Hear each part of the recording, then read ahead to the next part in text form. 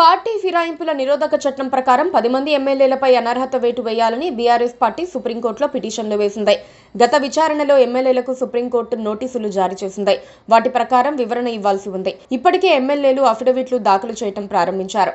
Congress party న్యాయ నిపుణుల బృందం ఇచ్చిన సలహా మేరకు తాము కాంగ్రెస్ పార్టీలో చేరలేదని, సీఎంను మర్యాదపూర్వకంగానే కలిశామని అఫిడవిట్లు దాఖలు చేస్తున్నారు.